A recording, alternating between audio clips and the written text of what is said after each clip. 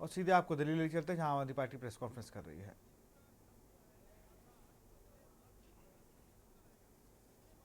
अनंत काल तक नहीं चल सकती। तानाशाही की भी सीमा है। 17 महीने दिल्ली के उन बच्चों ने जिनके लिए नई उम्मीद, एक नया सपना गढ़ा मनीष सिसोदिया ने, उन परिवारों को, बच्चों को आईआईटी में, मेडिकल में सेलेक्ट करवा करके एक नई राह दिखाई। दिल्ली के अंदर सरकारी स्कूलों के रिजल्ट प्राइवेट स्कूलों से ज्यादा ला करके यह साबित किया कि जब पूरा देश ये बात मान चुका था कि सरकारी शिक्षा में कोई परिवर्तन नहीं हो सकता और एक एक दिन गिना जा रहा था कि किस दिन देश के सभी सरकारी स्कूलों में ताले लगेंगे और प्राइवेट स्कूलों में ही बच्चों का भविष्य सुरक्षित रह सकता है, उस मिथक को तोड़ा मनीष सिसोदिया ने। अरविंद केजरीवाल जी के नेतृत्व में सरकार ने जिस तरह से काम किया, केवल वादा नहीं किया, सपने को हकीकत में बदल करके एक देश को एक नई उम्मीद दी। उस उम्मीद को कुचलने के लिए षड्यंत्र करके, बिना तथ्य के, बिना सबूत के, जिस तरह से 17 महीने मनीष सिसोदिया जी को जेल में रखा गया, वो इस बात का सबूत है कि भारतीय जनता पार्टी और भारतीय जनता पार्टी की केंद्र की सरकार, देश के माननीय प्रधानमंत्री इस देश के अंदर शिक्षा में बदलाव की उम्मीद की जो राह है उसे कुचलना चाहते थे।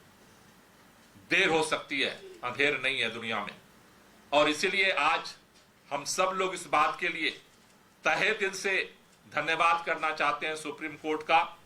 निश्चित रूप से इस बात का मलाल सबको है कि बिना एक तक, आज तक एक सबूत नहीं मिला।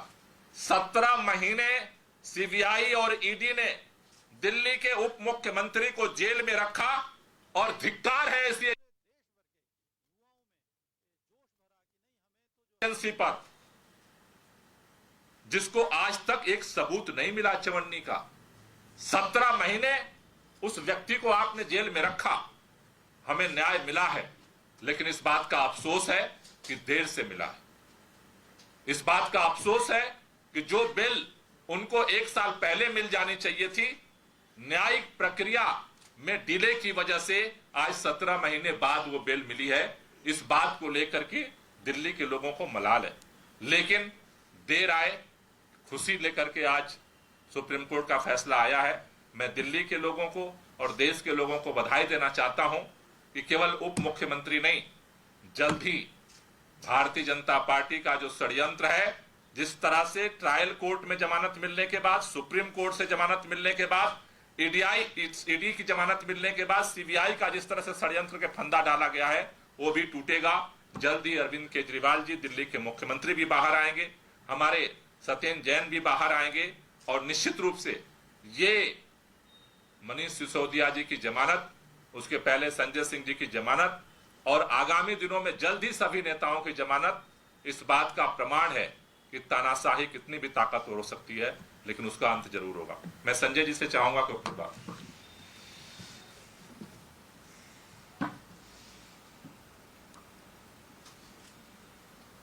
मनीष सिसोदिया जी की जमानत जोरदार तमाचा है तानाशाही के ऊपर, हिटलर शाही के ऊपर और मोदी सरकार के जुल्म के ऊपर। 17 महीने आपने एक ऐसे व्यक्ति को जेल में रखा जिसके खिलाफ एक सबूत नहीं था, 1 रुपए की पैसे की बरामदगी नहीं हुई, कोई जमीन जायदाद का कागज नहीं मिला, गांव खोद डाला, बैंक खोद डाला, घर खोद डाला, कहीं कुछ नहीं मिला।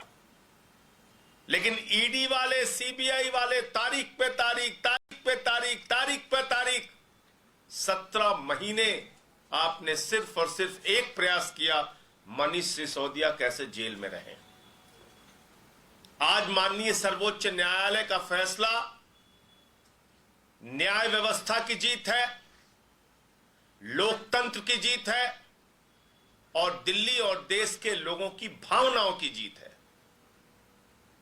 पूरा देश ये मानता है कि शिक्षा के क्षेत्र में अद्भुत और अनुकरणीय काम मनीष सिसोदिया ने किया, और आपने ऐसे व्यक्ति को पकड़ के जेल में डाल दिया।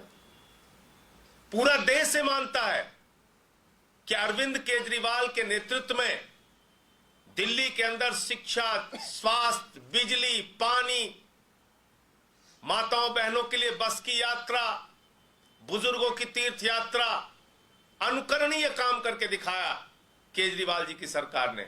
आपने केजरीवाल को पकड़ के जेल में डाल दिया। मोहल्ला क्लिनिक का मॉडल जो पूरे दुनिया में प्रचारित हुआ, आपने सत्येंद्र जैन को पकड़ के जेल में डाल दिया। मैं संसद में इस सरकार के भ्रष्टाचार के खिलाफ आवाज उठाता था, मुझे पकड़ के 6 महीने जेल में रखा। तो मकसद जांच करना नहीं है, मकसद है विपक्ष के लोगों को पकड़ पकड़ के जेल में डालना। मैं प्रधानमंत्री जी से पूछना चाहता हूं, मनीष सिसोदिया की जिंदगी के जो 17 महीने बर्बाद हुए, उसका हिसाब कौन देगा? मनीष सिसोदिया की पत्नी, उनके बच्चे, उनके परिवार ने जो मानसिक प्रताड़ना झेली, उसका जवाब कौन देगा? दिल्ली के लाखों बच्चे जो एक ऐसे अच्छे शिक्षा मंत्री की प्रयासों से वंचित रह गए, उसका हिसाब कौन देगा? अपनी दुर्भावना और द्वेष की राजनीति के कारण आपने 17 महीने से मनीष सिसोदिया को जेल में रखा था। उनको सुप्रीम कोर्ट से जमानत मिली है। अरविंद केजरीवाल के मामले में तो कई गुना आप आगे चले गए। ईडी कोर्ट ने जमानत दे दी बगैर ऑर्डर की कॉपी के।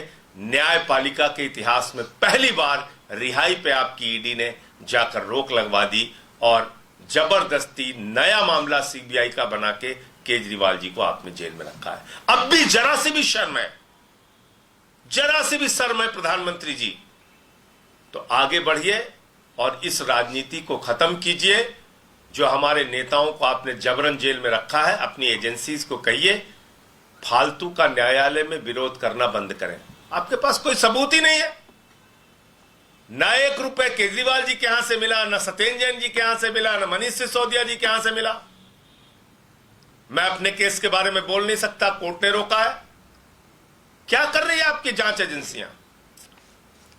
और जहां पैसा निकला उस पर कोई कार्रवाई नहीं करते। 60 करोड़ रुपए की रिश्वत, मैं फिर दोहरा रहा हूं, भारतीय जनता पार्टी ने शराब घोटाले किए हैं और भारतीय जनता पार्टी ने 60 करोड़ रुपए की रिश्वत शरद चंद्र रेड्डी से ली है। उनके नेताओं से कोई पूछताछ हुई? इलेक्टोरल बॉन्ड का सीधा पैसा पकड़ा गया बीजेपी के पास, उसके बाद उसकी रिहाई हुई है। तो भारतीय जनता पार्टी इस देश की सबसे भ्रष्ट, बेईमान, इलेक्टोरल बॉन्ड के जरिए रिश्वत खाने वाली घोषित पार्टी है। आम आदमी पार्टी ने हमेशा ईमानदारी और सच्चाई के रास्ते पर चलने का काम किया है। अरविंद केजरीवाल, मनीष सिसोदिया, सत्येंद्र जैन, जिनको भी जेल में रखा गया, सिर्फ और सिर्फ है कि सिसोदिया जी अपराध मुक्त हैं, वो अभी भी अभियुक्त है और उनकी जवाबदेही कोर्ट ऑफ लॉ में बनेगी कि जनता के साथ विश्वासघात करने की। माननीय मनीष सिसोदिया जी ऐसे दिल्ली के शिक्षा मंत्री हैं जो दिल्ली की बच्चों को, दिल्ली की जेनरेशन को पाठशाला से मधुशाला तक ले जाने का पाप कर चुके हैं। आज जो बेल मिली है उसमें आप ये देखिए कि चार्जशीट में क्या क्या चीजें उनके खिलाफ हैं। चार्जशीट में ये बोला गया है कि 170 से ज्यादा फोन सिसोदिया जी के आदेश पर तोड़े गए थे, ये बोला गया है। और ये तो फाइंडिंग है कोर्ट की। ट्रायल कोर्ट ने कहा कि लिकर स्कैम के वो प्राइमा फेसी आर्किटेक्ट है, यानी शिल्पकार हैं शराब घोटाले के। खुद सुप्रीम कोर्ट ने यह पाया है कि 338 करोड़ का मनी ट्रांजैक्शन इन्वॉल्व्ड है। उनको यह बोला गया कि उनको अपना पासपोर्ट सरेंडर करना है। उनको यह बोला गया कि हर मंडे जाकर उनको पुलिस के समक्ष पेश होना है।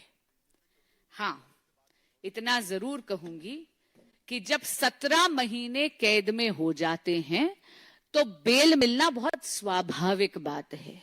इसका अर्थ कतई ही नहीं है कि वो अपराध मुक्त हैं। दिल्ली की जनता के साथ आम आदमी पार्टी की नेतृत्व ने, खुद माननीय मनीष सिसोदिया जी ने, माननीय मुख्यमंत्री अरविंद केजरीवाल जी ने घोटाले पे घोटाला करा है, विश्वासघात पर विश्वासघात करा है।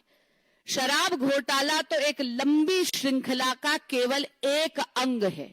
शराब घोटाला, क्लासरूम घोटाला, दिल्ली में जल बोर्ड का घोटाला, पैनिक बटन का घोटाला, अगर आपके सामने मैं एक पूरी लिस्ट दूं तो सुबह से शाम हो जाए। माननीय मनीष सिसोदिया जी को आज जो ये बेल मिली है, ये एक प्रोसीजरल ऑर्डर है। सर्वोच्च न्यायालय के इस निर्णय का तो भारतीय जनता पार्टी स्वागत करती है, लेकिन इतना जरूर कहेगी कि माननीय मनीष सिसोदिया जी की दिल्ली की जनता के प्रति और कोर्ट ऑफ लॉ में जवाबदेही बरकरार रहती है। धन्यवाद। आदमी लोअर कोर्ट में जा